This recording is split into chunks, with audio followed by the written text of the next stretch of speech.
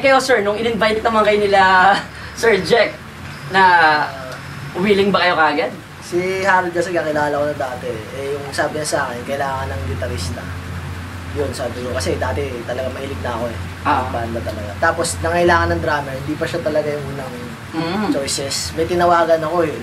Eh, sabi, hindi raw siya available. Eh, tinawagan. No choice eh, wala na kami makuha yung drummer, no choice. No choice, pero malupit yung nakakuha niyo ha. Malupit na siya ngayon. Dahil sa inyo ha? Hindi. Kasi nakikinig siya. Ayun ang ganda sa amin. Nakikinig kami sa bawat isa. Yun ang importante sa band. Hindi pwedeng pataasan ng area yan eh. Kailangan talaga adjustment. Yun ang ano yan eh. Compromise, di ba? Kung ano yung dapat para sa i-improve nung tugtugan niya. Ayun. Tapos isa pang trivia. Meron na silang album, hindi basta-basta yan. Okay, sir, pakibanggit nga yung isang grupo nyo pa, aside from Jack Serious na group nyo. Actually, yung year 2004, nakachamba kami ng recording deal sa Star Records. Wow! So, nagbigay Star kami ng Records. demo. Compilation. Yung Graduation Day album. Kasama namin yung ibang Blue bands. Ketchup and Milk and Money. Then, eventually, nasama rin kami sa Pinoy Ako 2 compilation. Yes. Yung namin sa Dalagang Pinay. And yung Pag-ibig, yun yung career single namin before. Then, since yung vocalist namin sa Brainwash nasa limelight ng showbiz. Oh, balita ko nga sir, medyo may pagka-artistahin na yung medyo nagko-conflict sa time. So, hindi pwedeng ang banda, ang mapigil. So, same group, pero iba yung tugtugan. Okay. So, we called it Taekwondo Rock. Yun! Yan ang gusto ko malaman nyo eh. Nakakatuwa. Kung may mga alam kayong genre, may bagong genre dito.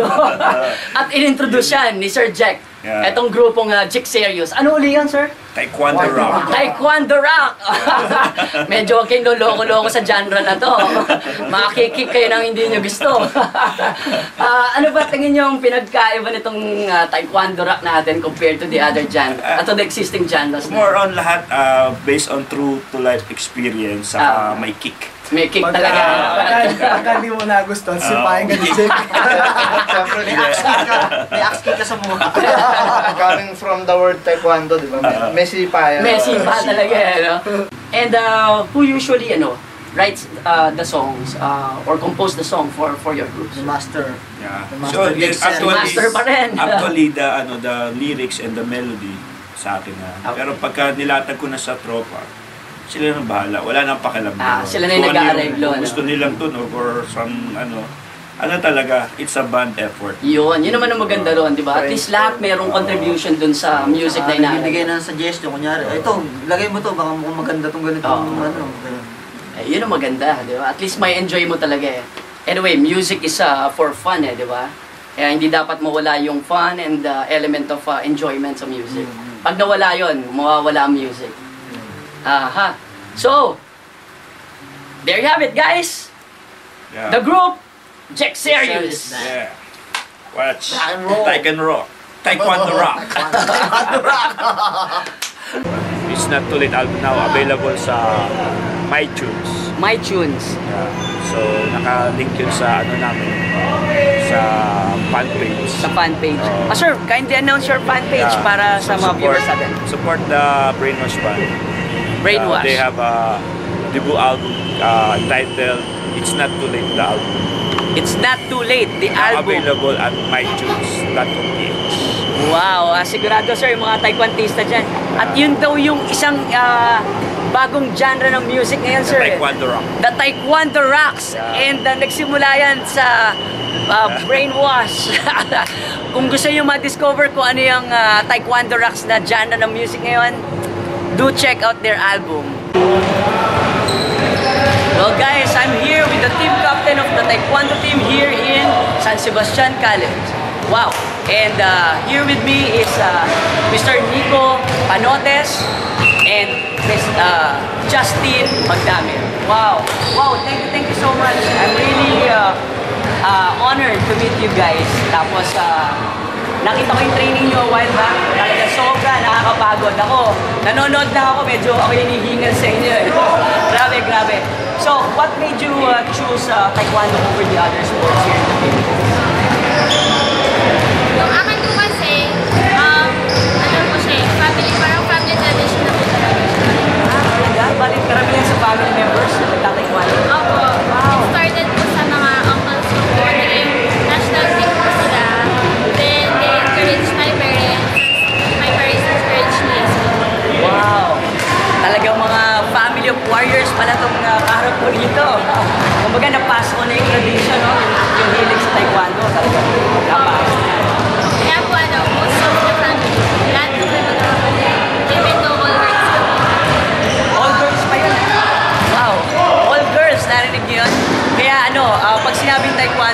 lang pang lalaki yan, hindi male sports ang taekwondo. Talagang as you can see, in any taekwondo, kahit sa mga universities, makikita nyo, ang daming nai-involved na babae sa taekwondo. And eto, ang hindi man uniko iho, pero talagang panganay ni Mr. Jack Panotes, si Mr. Nico Panotes. Yes, sir, well, we understand your father is the head trainer of most of the universities here in Manila, di ba? So, ano ba to? Talagang naging hilig mo rin ba o talagang pinilit ka lang ni Papa mo? Noong una, kasama lang kami sa mga clubs para join ang saling captain lang. Talaga? Tapos, eventually, nagustuhan na lang. Wow. So, karamihan ba ng mga kapatid mo pa talaga nagtataekwondo? Isa, captain na rin siya ng High school. Anong year ba kayo? Batch ba? Or iba-ibang year? Third year po. Third year college. Wow. Ano yan? Talagang kayo yung representative ng San Sebastian to compete with the other universities. Okay. So, how often nagkakaroon ng competition among mga universities? Ano po, mostly po, once or twice a month. Twice a month? Ibig sabihin kayo yung nagko-compete twice a month? Wow! Parang hirap na na. Hindi ba, no? Hindi ba talagang medyo, una-una, academically speaking, medyo hindi ba affected yung pag-aaral nyo? Dahil, tapos, syempre, iba yung focus nung, alam mo, magko-compete ka, di ba? Tapos, at the same time, nag-aaral kayo. Hindi ba may time management. time management na talaga? Mahirap po kasi since kailangan po mag-aral sa umaga po, tapos training sa gabi. Hindi sa gabi. Then, magagahin na po parang mentally and physically drained na lang. Kasi lang po, parang ano po, motivation na lang po talaga. Kasi po yung goal ko para po accomplish po. Para maging ayos na po sa studies ko sa college. Yes, talagang it calls a lot of discipline in order for them to do that. Grabe, ang hirap na. Tapos, lalo na pag medyo na-injured pa kayo sa training at saka sa competition, di ba? May minsan, pasok kayo, sakit ang katawan, na-experience ito. Madalas. Madalas. Kasi, sana yan na lang talaga. Kumbaga, parang yun yung training para para ma-endure mo yung pain siguro, masanay ka talaga, no? So, kasama sa training talaga. So, ano masasabi niyo sa mga aspiring viewers natin na gusto mag-taekwondo? Ano ba mga tips at saka mga pwedeng impart sa kanila? Ayun, hindi lang ang taekwondo kasi parang sa martial art, parang i-test talaga yung discipline mo. Saka yung strength ko talaga bilang martial artist.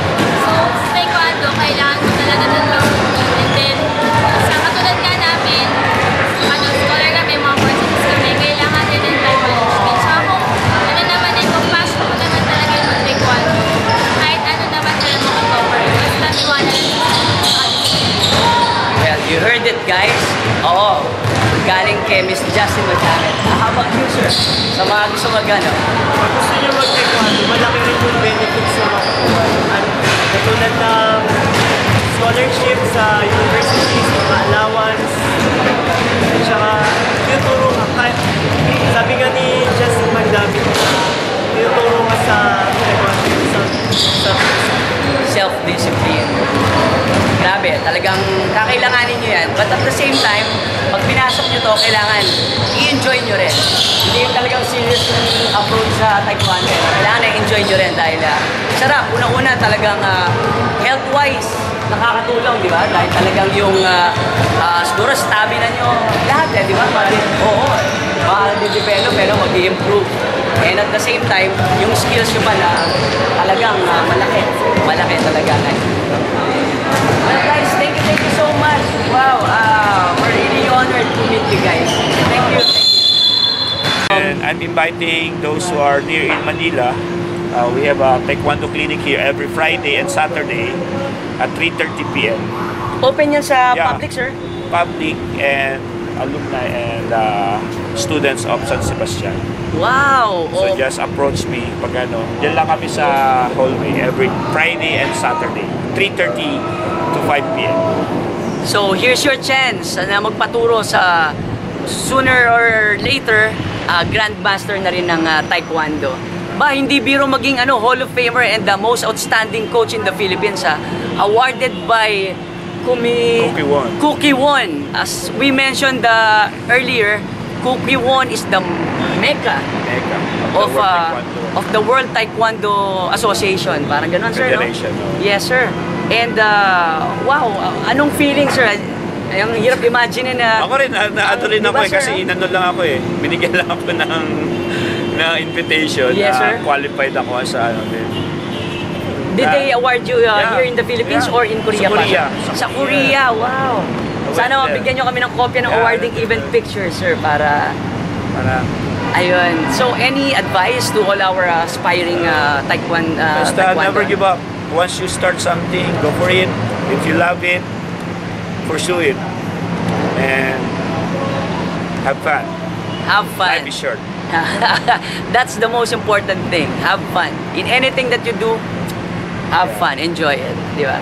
Well, thank you so much, sir. It's an honor to meet you, sir. Thank you so likewise, much. And Mr. next time ulit, sir. And Okay. hopefully ma-cover namin yung mga iba pa yung mga competitions. Okay. Thank you very Thank you, much. sir. Thank you. Pinoy Zone.